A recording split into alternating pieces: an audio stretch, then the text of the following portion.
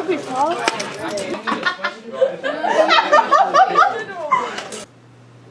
Okay, so we're going to have drawings, notes, arrows, and dialogue. And by dialogue, I put a little star. That means basically any other sounds, right?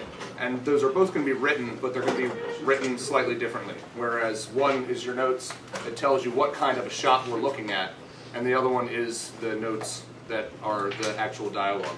So if a person within a shot is going to say this really long paragraph thing from the script, you're just going to put like the first couple words and then dot, dot, dot, and the last couple words. So we know how much of that talking is supposed to exist within that shot. All right. But before we get to a lot of those specifics, I want you to meet Jim. Jim's my friend. This is Jim's head. And Jim has a neck. He likes to wear t-shirts. Right? So everybody should be drawing Jim's head. If you can draw an oval, you can draw a Jim.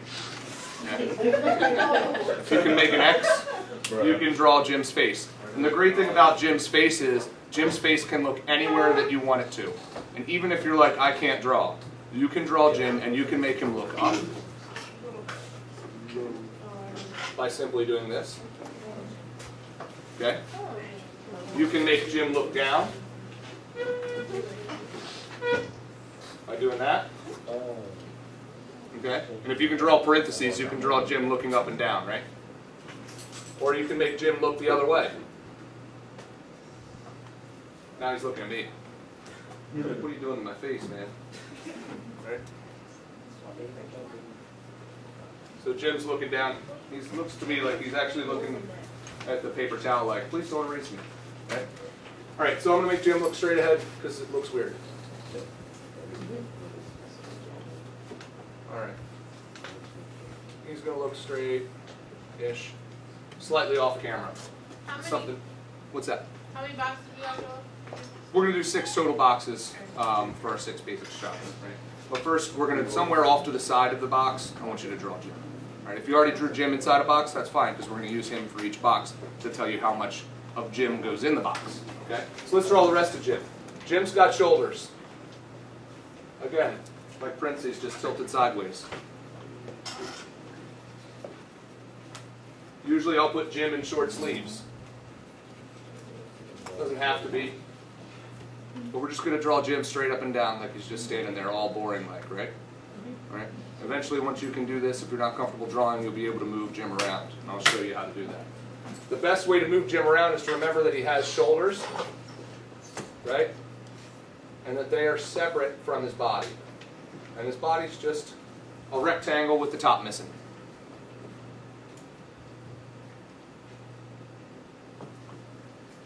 Now, every person that has shoulders, so long as they have most of their arms, has elbows as well, right? And your elbows should rest just above your hips. Okay? So we're going to look where I cut off the shirt. We're going to put 2 more circles. And then we're going to put our lines on either side of those circles for the top half of the arm. Okay? It's just one of the things about the distances in our body that then our wrists kind of rest in between our hips and our knees. So we can drop down 2 more sets of circles. One for knees on the inside, right? And then that'll help us place our wrists outside of that. So it winds up kind of making like a W without the middle point, right, of circles. Am I going too fast for anybody? Okay. From there, I'm going to drop the legs down outside. Again, if you look at your own body or somebody else that's standing straight and tall, your wrists are about crotch level, so we can just give them a little crotch. Split the legs. Don't say anything. And then bring his forearms down, give him little scoops for hands. Just little scoops. You don't have to draw all the fingers. Okay. Now the top of my legs I'm already starting to see are a little bit short. I could have put my knees down a little bit lower. I think I will. But it's alright. He could be a little bit disproportionate, that's not a big deal. The idea of drawing Jim is that when we put Jim in a storyboard versus a stick figure, for those of you who are not comfortable drawing, Jim takes up space. Okay? Jim takes up an amount of space within the rectangle of our frame. And we want to consider that space all the time because that's part of our positive space, and we have the area around our person to work with and make interesting if we want to really compose nice shots, right? So we have to draw a person that has thickness. So just going to drop his legs down further, right? And then for feet, I just do these little half circles, usually. And that's Jim. Hi, Jim. How are you? Jim. Why I call him Jim? I don't know. My gym has like birth defects right now. Well, that's terrible. Okay, it happens. It's your first time gym. All right. Pretty soon you'll be an awesome gym. All right. So why we draw Jim in full body is because Jim is a great scale for our main types of shots that go from an extreme long shot to an extreme close-up. Okay. Now, Jim is not as big as a building, and most extreme long shots are going to take up a whole building's size. It's our most common establishing shot. What do you think an establishing shot is? Like the whole picture. What? Like the whole picture. Whole picture of what? You're seeing. Okay. And what does it do? What do you think the purpose of an establishing shot is? It shows the setting. Absolutely. It literally establishes. Well, I was just saving that for later. Thank you. It shows where you are. Did you write that? Yep. First shot? Yes, this can be your first shot. And we're gonna abbreviate extreme long shot, right? Underneath ELS for extreme long shot.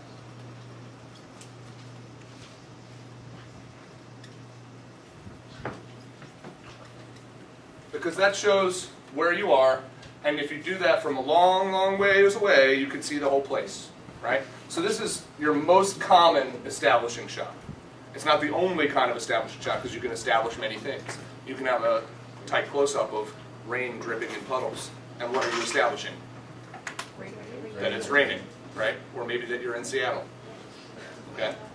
You can establish a lot of things with a lot of different kinds of shots, but the most common establishing shot is this extreme long shot, right? Shot of the outside of a house.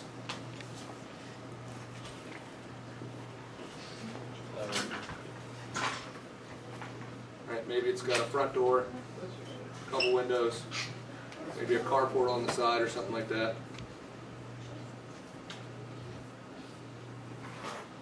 And some trees in the background. Right, and Brian in the front yard, and you're in Quahog. Okay. Yeah, I thought it was right. Every time, no, this is Brian the dog. Oh, the dog. Right. Every time they go back to the house in Family Guy, they show the outside of the house. Oh yeah. Right. Yeah. Same thing with like almost every sitcom and place ever, right? Every time they go back to Jerry's apartment, they show the front door of his building or something like that. Every time they go to the Simpsons house, they show the outside of the house. Very, very common, especially in cartoons. You show the outside of the house, the next scene takes place inside that house. You're establishing where the scene's going to be, right? Okay, so back to Jim. Jim gives us most of the rest of the common types of shots, all right? And what we're going to do is we're going to start drawing lines, okay? They're all going to start with brackets that go a little bit above Jim's head. Okay? The standard old school television rule is 2 fingers above the head. Right? That's where the top of your frame should be in almost every shot. All right? Now, I'll show you a little deviation from that in the beginning, but as we go forward for next of our shots, know that the top of your screen, if you're focusing your camera, and I like to do this sometimes, and maybe you'll see people do this sometimes, everybody go like this, make an L. Make another L. Oh yeah. Right? Turn this one into a gun. Flip this one over top. Put them together. Now you've got a viewfinder, right? So when I'm talking about the top of your frame, if you're like trying to figure out your shot, right? This is you can see, you know, where you want your shot to be. Close one eye, and you can really get it, right? Okay. And when I'm talking about the top of your frame, I'm talking about this top finger. Okay. This is the top of your finger. That's this line. Okay. The bottom line is what's going to change, what you're going to reveal the rest of the person. And the biggest, widest one we're going to do starts at the bottom of Jim, and it's going to be something like that. Probably come all the way over to here somewhere, right? So we can put Jim on a third. If you took photography, you know about the rule of thirds. We're not going to talk about that right now. But this is a long shot. And if you want to abbreviate, it's just LS. Okay? And I'll show you again. We're going to draw each one of these as individual frames, but I want you to see how they relate on Jim and where they cut off. So the long shot contains the full body, right? Just a little bit above the head, just a little bit below the head. It's not a very commonly used shot, but it can be, part of an establishing sequence to show like a whole person, if they're back on the side of the street or whatever they're doing. A teacher's walking back in front of a classroom.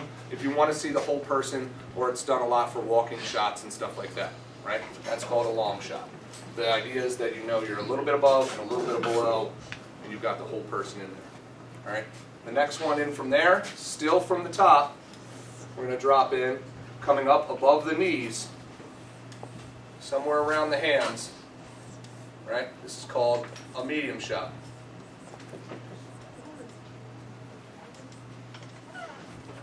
Some people call it a mid shot, just a shorter term, or an MS. Okay? Not talking about the disease, talking about the shot. Nick, are we drawing this? Not on the knees, not on the hips. Anywhere that you have paper, you should be drawing this. Okay? In between, mid-thigh. There's another old, long-standing TV tradition rule, that weird thing that says that if you cut somebody off right on a joint, right, there's like some subliminal weirdness that's like, do they have the rest of that arm? Are their legs beyond that knee? Mr. Right? Yes. Can you move to your right, please? I can move. Thank Sorry. you. Yeah. Right. So what? Yes. Can you go back? You can go to the back. Right. So what we want to do is always cut stuff off on an in-between and not on a joint. Your hips being a joint, elbows being a joint, knees being a joint, right? Medium shot, mid-thigh. Okay. Next shot up, it's going to be your bust shot.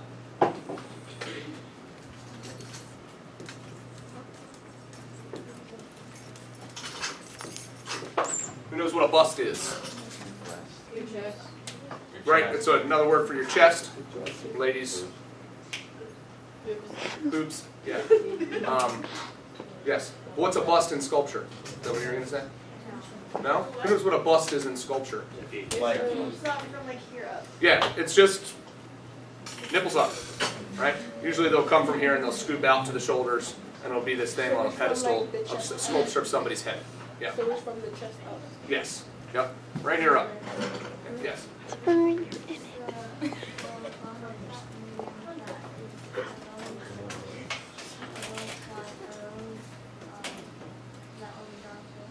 Yes, we're going to draw them in boxes first. I'm just showing you where they exist on the body of Jim, right? We've got long shot, medium shot, bust shot, and that goes, again, not on the shoulder, not on the elbow, in between. Close up is going to come just above that. This is the most common shot in all of television. Close up. All of television and film. Anybody want to guess why? The close-up is the most common? It is close. They use it to like add effect in like certain scenes. It definitely shows emotion better than any other shots, right? So that effect of being able to really see what a person's face is doing. I was going to say it displays emotion better. It definitely displays emotion better. It's also just the most common shot in a conversation, right? So when two people are talking. Pause. Our last one that we'll draw in a second is going to be our extreme close-up. ECU. Extreme close-up. Okay? This can be abbreviated CU, BS, MS, LS. Right? If you want to, in your notes. Yes, ma'am. The weirdest way. If it's not the head, well, traditionally the close-up is just the head, right? But an ECU can be anything that's like a close-up or closer that's not the head, right?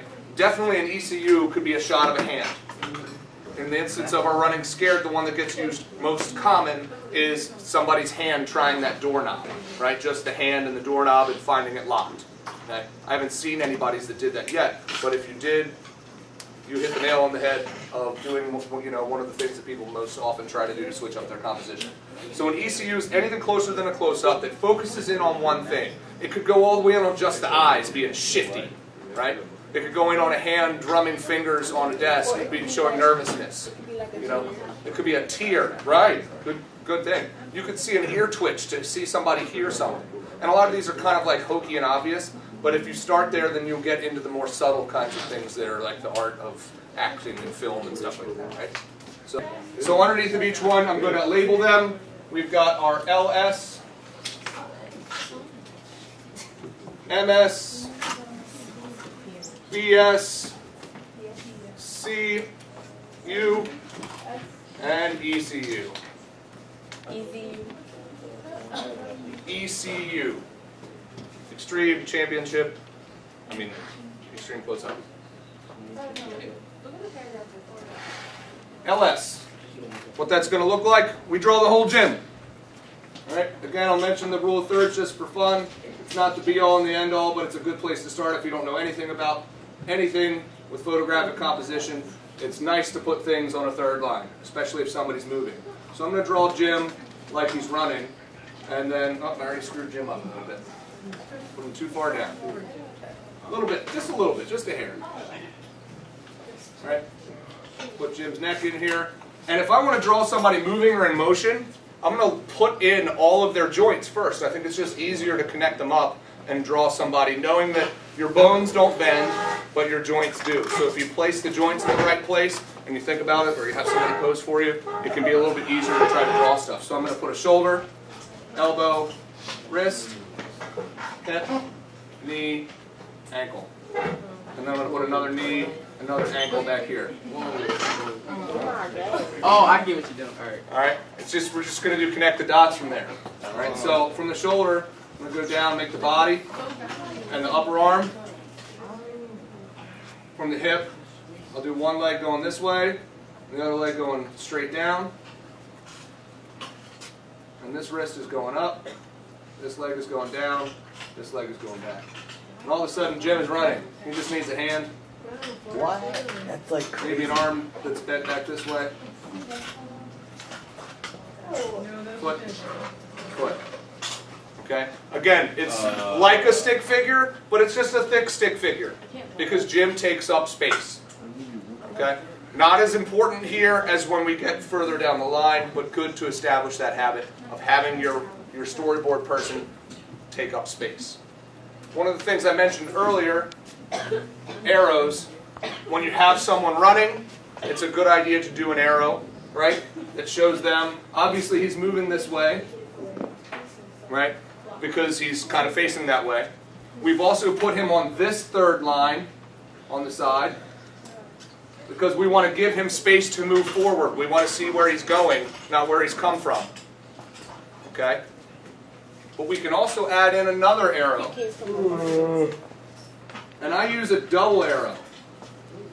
The little arrow, and oftentimes I'll color code it, but if I'm not color coding it, I do a single arrow for the thing inside the camera moving, and a double arrow for a camera move. Oh, God. Okay? And this is going to be called a pan.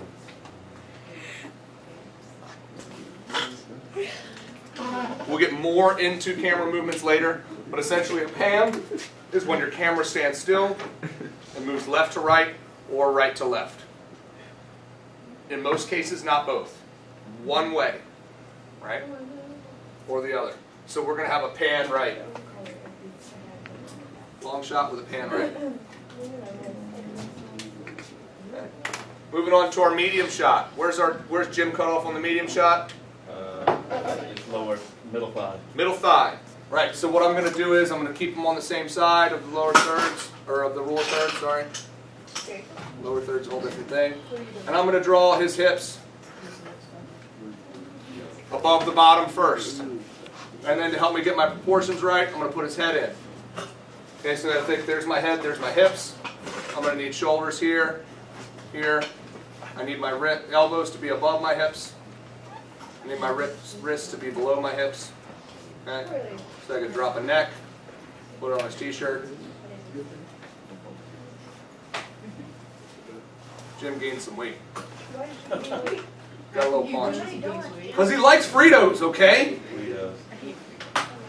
Fritos are delicious. Terrible for you, but delicious.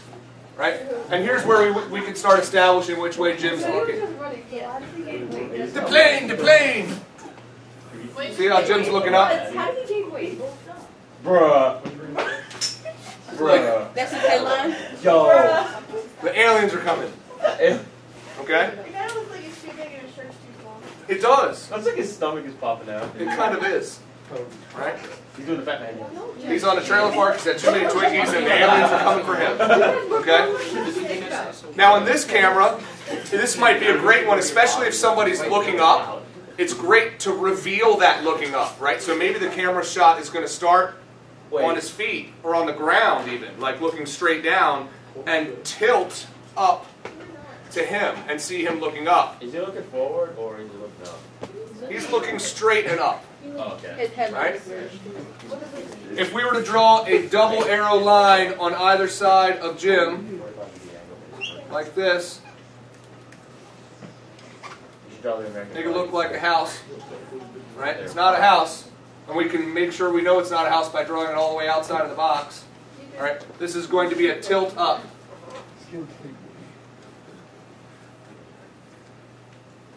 Okay. Again, tilt is camera usually on a tripod, on a steady position, and it just tilts up. And we'll learn some other things like a pedestal where it comes up at a flat, level surface, which creates a different effect. But that's a tilt. Okay. And when I tell you in the announcements, I want you to pan left and tilt up and down. That's why I'm using those specific terms, because the pedestals in there, or the tripods in there, don't pedestal. They don't move up and down on a flat level. Bust shot. Okay. You can establish bust shot with nipples if you want. Put them right above the bottom line. Or I might have made them too high. Stop it. Okay. Oh, God. Shoulders. Neck.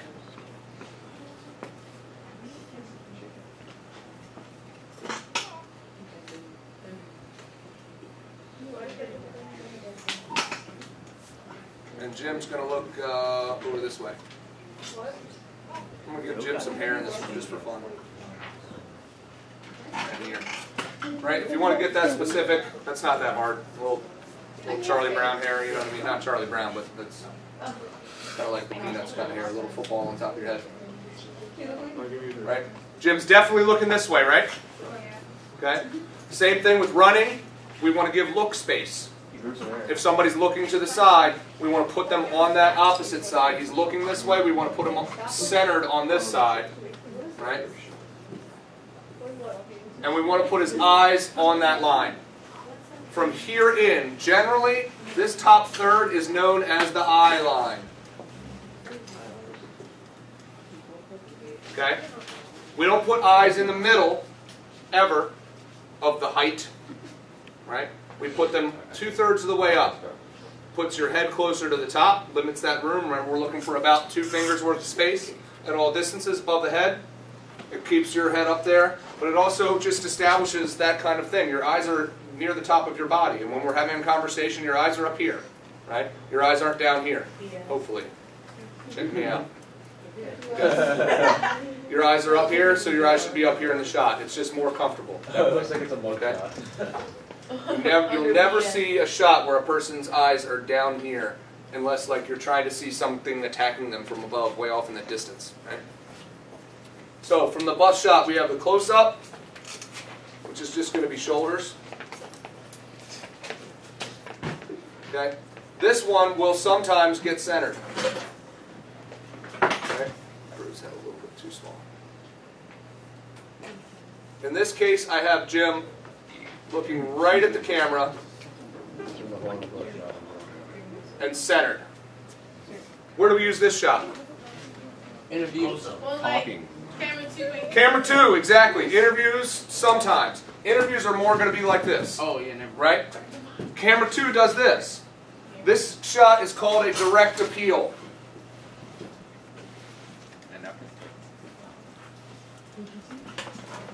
And by direct appeal, it means you are appealing directly. You are speaking directly to your audience. There's a one-way conversation going on. Okay? This is oftentimes when news anchors get serious or whatever, it's that close-up shot where you're just looking right at the audience, we're talking, and you're listening. Right? That's when it's centered, and you're looking right into the camera. Any other time, if you're doing an interview, this person wants to be looking off to a bit of the side. Let's say I'm the interviewer, I'm going to put the camera person here next to me, because I want to feel like a conversation I'm having. And I want people to feel like they're in on the conversation between me, the interviewer, and the interviewee. I don't want them to feel like the person that's being interviewed is talking to them. That's awkward, right? If I'm talking to Jonah and we're having a conversation, right? And every time I ask Jonah a question, he looks over here and answers the question into the camera, people are going to think Jonah's crazy, right? Or like really self-centered. Like he's just got to get his message across. Don't do that, okay, if you're having an interview. But if you want to be talking, if you're the president speaking to the people and delivering your message, whatever it is, you look directly into that camera and you tell them what you want to tell them, right? ECU, this is open. This could be anything, again, but it's closer than this. So it could be a hand. Let's just do her eyes. What's so many fingers? On Jim. Wait, how many fingers are those? That's like 6 fingers. 6 fingers. You don't have 6 fingers? Yo, we straight up verbal. You legit have like a verbal phone. Okay. This could be a bird.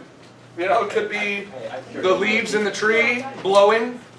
You know, showing something like just close up on the tree, showing that's an autumn day. On a person, it's going to be like their head's going to be the whole thing. Right?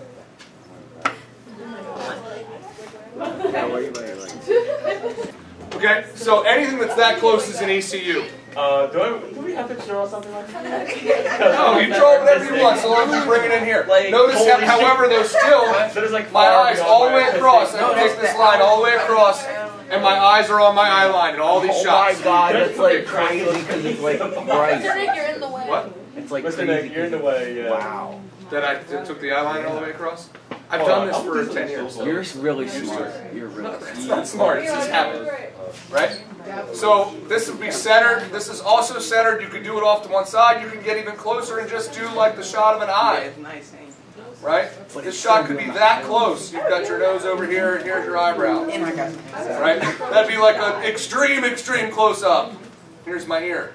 Right? But you don't have to draw both of them. Just draw something that's closer than this. A lot closer than this. Okay? Stepping back to this, a modern close-up cuts off the top of the head. Okay? The new trend in close-ups is to just take it in a little bit to here. Why? Why? Breakin Convention has now become the convention. That's kind of the best way I can describe it. People started inching closer, and people got comfortable with being closer, and like more intense conversations got closer and closer. And anytime you see like a real crime interview or whatever, or some serious documentary, they're going to get closer when on the serious parts, right? So close-up can be out here, or can be a little bit stepped in. Okay, you don't want it any wider than this, but a little bit closer is good. Okay. We've got our 5 main shots, our 2 basic moves. Can anybody else tell me what our 3rd basic move is? We've got left to right, we've got up to down. Think about your 3 dimensions. Not diagonal. Diagonal is silly. Not going there yet. No, you can do diagonal. I'll need the rest. What are our 3 dimensions? We've got height, width, not length, depth. Okay? And what makes you go in and out? The simplest one is zoom. Oh my god. Right? The one you do without moving your person is called zoom. Right? It's a lens trick and you do it within the camera. Right? You can actually dolly in, which is physically moving forward or back. Right? Or track or truck, it depends upon what you're using, right? Or you can walk it in. Right? That provides a different effect than zoom, but it's the same kind of thing, depth movement. Alright? So we're going to try these, and we're going to think about these as we're talking about our running scared stuff. And that's it for Storyboarding Essentials. Yay. Oh, straight there.